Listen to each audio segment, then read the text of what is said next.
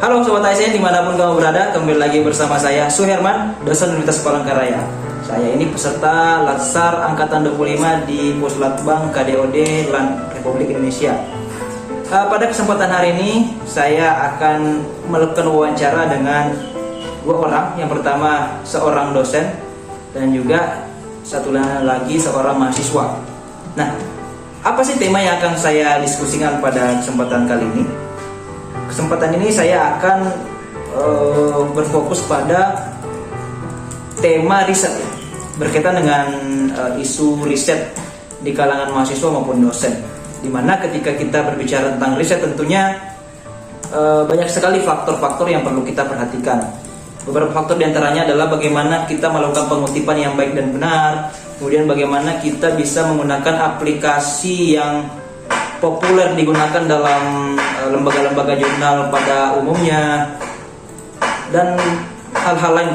Pasti udah penasaran kan ya gimana hasil wawancara saya dengan dua orang ini. Check it out. Namanya kenalan dulu. Herman Flandari, Pak. Saya Suherman. Wah, nama kita sama Mas ya. Oke. Izin mengganggu waktunya Mas ya. Sore ini saya ingin wawancara dikit-dikit nih, kita mulainya diskusi santai aja ya. Masih semester berapa?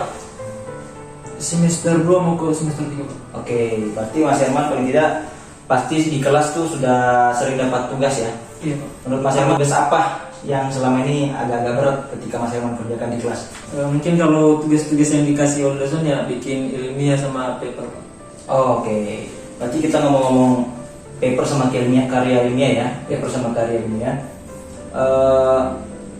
Apa kendala utama yang kira-kira Mas Herman rasakan ketika nulis karya ilmiah atau paper gitu?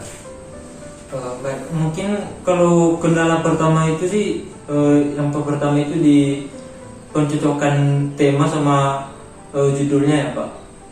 Terus baru pencarian isinya, mungkin di situ agak sulit sih, Pak. Oke. Pencarian isi dari judulnya itu. Dari judulnya. Ya. Oke. Jadi tema, kemudian isinya juga ya, Isinya. berarti susah di situ ya. Ya. Mas Herman pernah nggak ketika nulis karya ilmiah main copy paste gitu? Pernah, Pak. Pernah ya? Ya. Nah, kalau ngomong lanjut nih copy paste ya, di kelas saya nggak tuh copy pastenya?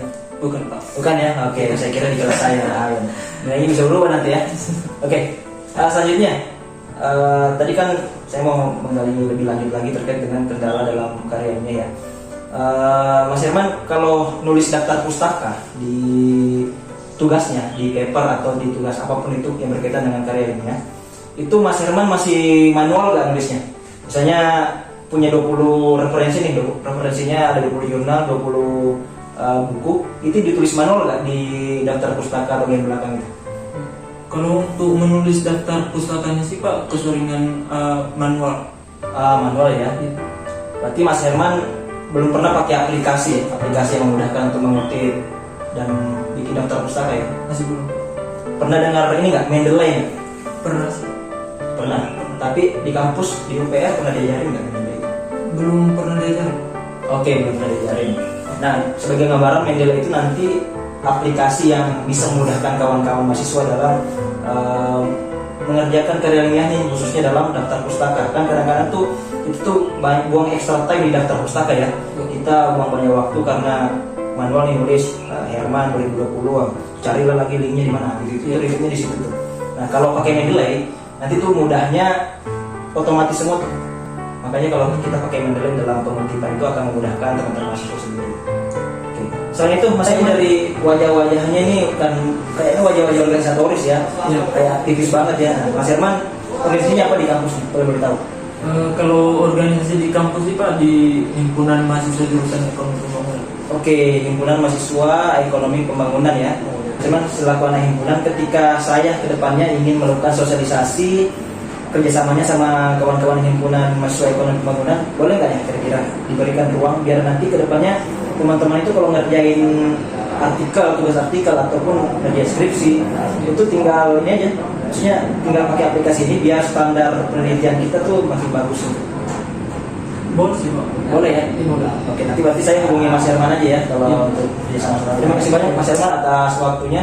Semoga nanti kalau nyusun karya ilmiah bisa lebih ini ya, lebih profesional lagi ya, dan menggunakan aplikasi biar nggak buang-buang waktu. Oke, thank you Mas Herman ya. Iya Pak. Oke. Ibu mohon izin mengganggu waktunya sebentar ya. Terima kasih sudah memenuhi undangan saya di tempat ini. Saya ingin menanyakan terkait isu-isu, bukan isu sih, ini lebih kepada ini ya, hal-hal penting, hal-hal yang dianggap penting dalam lingkup mahasiswa maupun di kalangan dosen ya. Menurut Ibu sendiri, kalau kita di kalangan dosen maupun di kalangan mahasiswa, kriteria karya ilmiah yang bagus dan cepat publish itu seperti apa sih? Yang kriteria bagus saya mungkin bisa jawab Pak ya. Kalau yang bagus itu yang pertama tuh harus punya novelty. Novelty itu kebaharuan dalam pendidikan ya kan. Yang kedua harus mengenai etika. Etika di sini yang pertama mengenai plagiasi. Kan plagiasi harus diminimalkan ya, karena emang agak sulit. Makanya kita diminta untuk parafrase. Satu cara menanggulanginya. Yang kedua adalah cara untuk pengutipan. Karena kita sebagai peneliti, penulis dan lain sebagainya harus bisa menghargai dan menghormati karya tulis peneliti yang lain. Makanya untuk pengutipan itu juga harus dipelajari oleh mahasiswa. Pengutipan ya, berarti baik mahasiswa dan dosen sebetulnya penting ya untuk melakukan pengutipan seperti itu ya. Benar. Nah, berarti Ibu pernah dengar nggak aplikasi untuk pengutipan yang populer di kalangan akademisi? Oh, untuk aplikasinya yang pernah saya dengar Mendeley Pak. Mendeley, oke. Ya, itu lebih mudah dan gratis ya kalau nggak salah. Nah, betul sekali, Pak. Ibu kan pakai ya. Nah, saya pakainya Mendeley itu. Sepertinya saya salah nanya orang ya. Nah, saya berharap justru narasumbernya tidak tahu aplikasi itu, tapi ternyata tahu. Jadi begitulah. Jadi berarti menurut Ibu, kalau kita menggunakan Mendeley itu bisa memangkas ibaratnya ini ya, waktu kita ketika nulis daftar pustaka secara manual. Iya, ya, benar. Dan enaknya kalau pakai Mendeley itu kita bisa menggunakan berbagai variasi cara pengutipan. Kan beda gaya-gayanya ya. Beda jurnal itu minta cara pengutipannya beda juga. Oke. Berarti dengan adanya Mendeley ini tuh bisa memudahkan dosen juga dalam ini ya, standar jurnal gitu ya. Oke. Baik.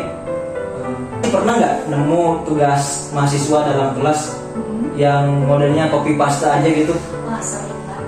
Sering ya? Sering sekali ya. Berarti bukan hanya saya juga ya. Iya. Bapak-bapak ibu dosen yang ada di rumah dimanapun berada mungkin sering juga mengalami masalah ini ya, plagiarisme ini. Sama mungkin sering sekali mungkin bapak ibu di rumah ketika bikin artikel atau karya ilmiah itu daftar pustakanya masih manual. Kalau boleh itu dihindari saja, karena itu buang-buang waktu.